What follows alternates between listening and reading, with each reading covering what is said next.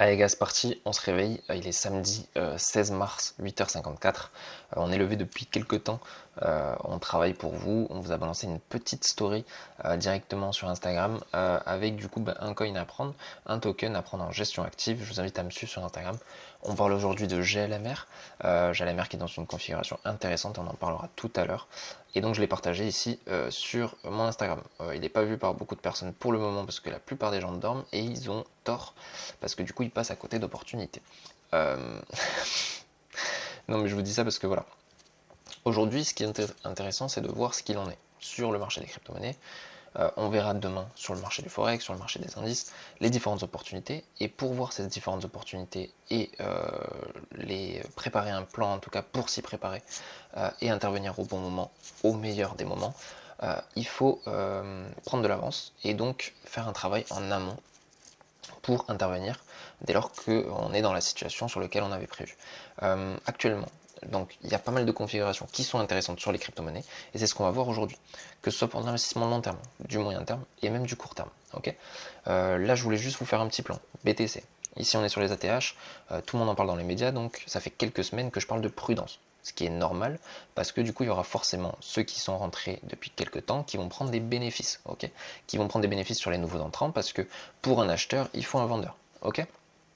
Donc par rapport à ça, il faut s'attendre entre guillemets à des petites corrections dans les prochains jours, les prochaines semaines à venir. Puisqu'on a aussi le halving dans 40 jours, ok, à travers ici comme vous pouvez le voir ce compte à rebours, vous pouvez le voir sur différents sites, hein, vous tapez Bitcoin halving et vous avez le décompte, ok.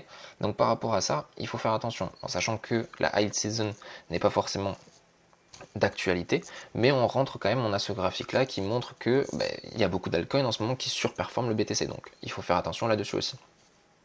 Donc si on regarde ici sur le BTC, moi ce que je voulais vous montrer aujourd'hui, c'est qu'il y a surtout pas mal de configurations qui sont intéressantes à apprendre pour profiter d'une expansion sur certaines cryptos. On a eu le cas de RNDR qui a surperformé le marché des cryptos pendant pas mal de temps. Mais pourquoi elle a surperformé ce marché-là? Parce qu'elle a une configuration qui est en avance des autres projets crypto. On a eu une impulsion qu'on a sur la plupart des cryptos actuellement, on l'a eu en janvier 2023. On a eu un retour, donc une correction sur la MM20 weekly, pour ensuite retrouver de nouveau plus haut, et une correction qui s'est un peu étalée sur plusieurs semaines et qui est venue chercher la MM50 weekly. Ensuite, on a eu cette expansion qui a duré pendant des semaines et qui continue de perdurer et qui fait actuellement de nouveaux ATH. Donc ça, c'est vraiment important à comprendre pour assimiler déjà comment ces configurations se passent et comment je peux me placer au mieux pour en profiter. Donc si on regarde, ici moi j'ai regardé sur pas mal de projets, on a ces configurations là, certaines ont déjà eu lieu. Moi je pense au même coin, on a déjà eu ces configurations là.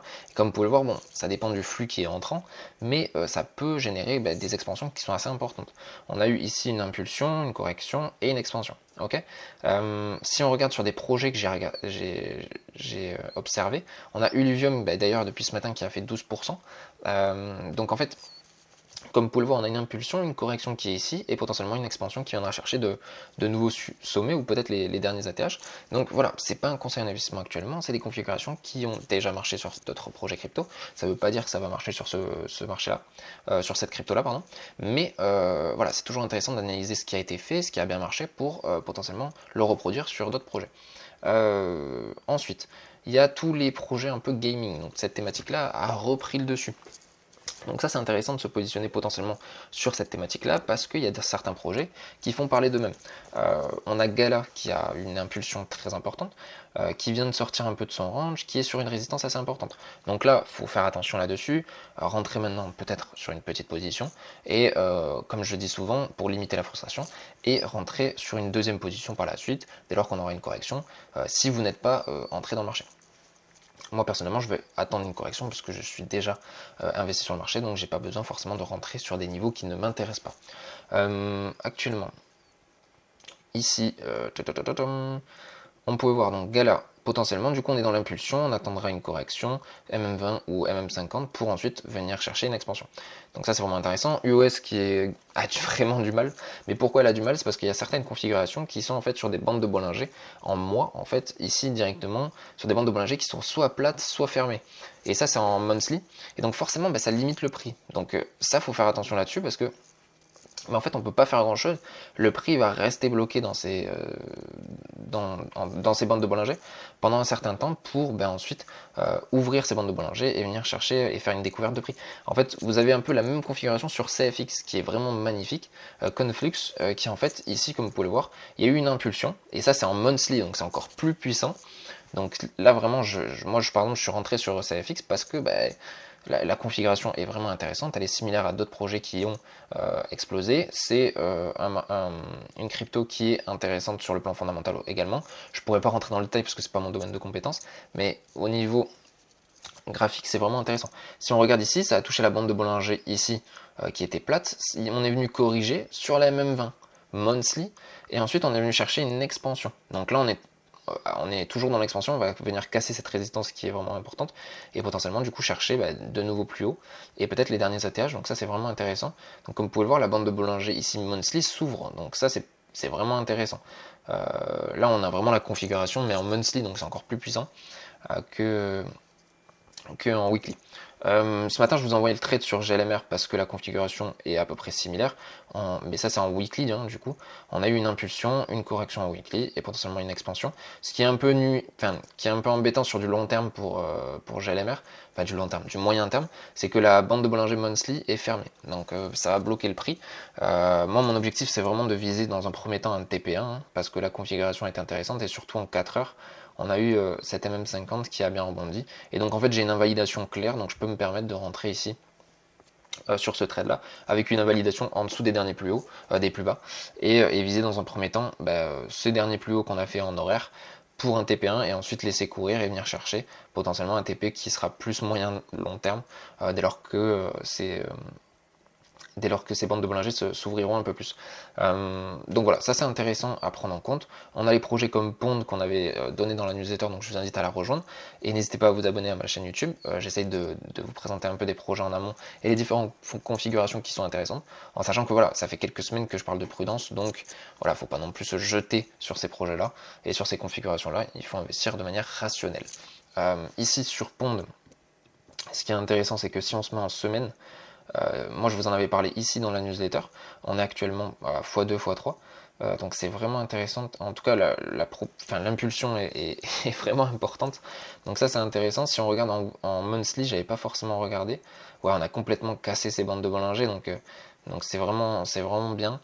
J'ai parlé de Pocket Network qui est du coup en monthly sur sa bande de Bollinger, donc elle est en train de s'ouvrir, donc ça c'est vraiment intéressant. Et d'ailleurs, je suis toujours dessus. On est en fait actuellement sur la MM20 weekly, donc très intéressant comme positionnement. Voilà, j'en ai déjà parlé. Vous pouvez toujours vous positionner si vous le souhaitez, ce n'est pas trop tardif. Gala qui est en train d'exploser ce matin, donc ça on en a parlé. Je pense qu'on a fait un peu le tour. Après, il faut savoir que voilà, il y a des configurations qui sont plus ou moins intéressantes. On a Zil qui galère par exemple, alors qu'elle a une configuration qui me semble cohérente, mais qui n'est plus forcément d'actualité, dans le sens où c'est une trendline qui va venir chercher des liquidités, etc.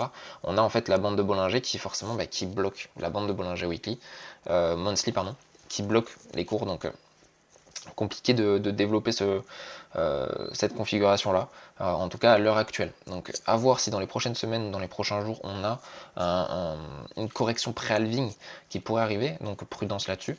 Après voilà, faut gérer son risk management et sa gestion de position pour intervenir au mieux sur les meilleures configurations et essayer de faire de la performance là-dessus. Prendre des profits, c'est important. Personnellement, j'en ai pris parce que voilà, je suis investi depuis pas mal de temps, donc c'est normal d'en prendre un peu. Après, faut savoir que j'attends une correction, mais je suis toujours investi sur les marchés. Donc voilà, si vous avez des questions, n'hésitez pas à venir sur Instagram. C'était une petite vidéo, je pense que je vais en faire des petites vidéos comme ça, daily brief, de manière un peu plus récurrente, pour vous envoyer les meilleurs projets, mais en sachant que voilà, moi les configurations ou les trades, je vous les envoie soit dans la newsletter, soit sur mes réseaux, donc Twitter ou Insta.